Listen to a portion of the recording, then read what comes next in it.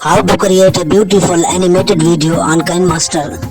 The process of this video is very easy and simple, so watch the video carefully till the end and please subscribe to channel.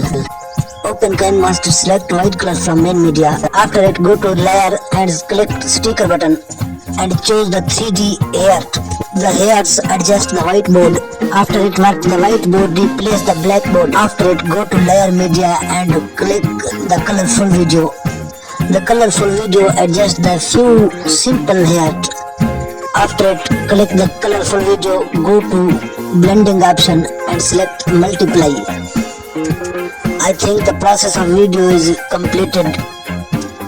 Thanks for watching the video, and please I request my viewer, please subscribe to channel and like and share this video.